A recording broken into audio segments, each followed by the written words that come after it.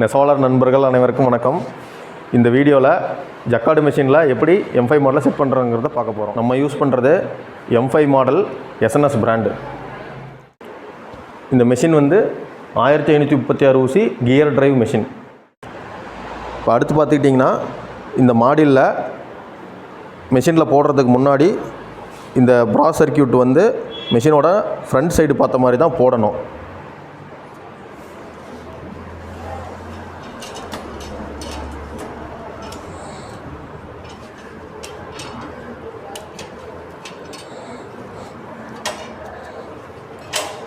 நம்ம போட்டுட்டு மாடியில் லைட்டாக ஷேக் பண்ணி பார்க்கணும். மாடியில் வந்து இந்தாண்ட மூவ் ஆகக்கூடாது. அதே மாதிரி போட்ட பொசிஷன் கரெக்டானு பார்க்குறதுக்காக இதில் வந்து அந்த ப்ராஸ் சர்க்கியூட் இருக்குது. இந்த ப்ராஸ் சர்க்கியூட் வந்து மெஷினோட ஃப்ரண்ட் சைடு பார்த்த மாதிரி இருக்கணும். மாடியில் உட்காந்துருக்கான்னு பார்த்துட்டு இப்படி மூவ் பண்ணி பார்த்திங்கன்னா தெரியும். அதே மாதிரி கீழே லைட்டாக ஷேக் பண்ணி பார்த்துக்குங்க. கீழே இது பார்த்திங்கன்னா ஓரளவுக்கு மேலே ஷேக் ஆகாது.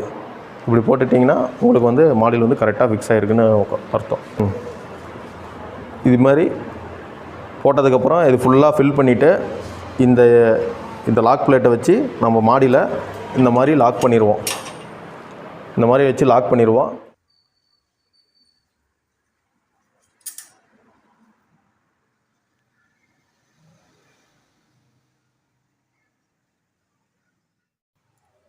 மாடியில் எல்லாம் போட்டாச்சு.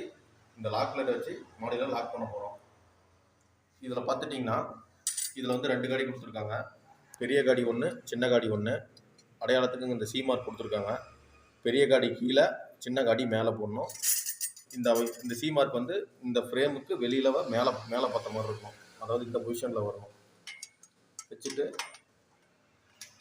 ஒரு சைடு லாக் பண்ணிவிட்டு இன்னொரு சைடில் ஹேமரில் தட்டிங்கன்னா லாக் ஆகிடும்.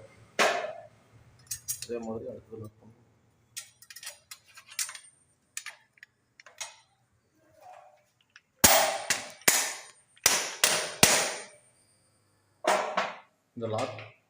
இந்த லாக் பிளேட் போட்டு முடிச்சுட்டு இந்த லாக் வச்சு அந்த பிளேட்டை லாக் பண்ணிடணும். இந்த எதுக்காகனா இந்த பிளேட் வந்து அட்ஜஸ்ட் ஆகாமல் இருக்கும். இந்த மாதிரி லாக் பண்ணிட்டா அவ்வளோதான்.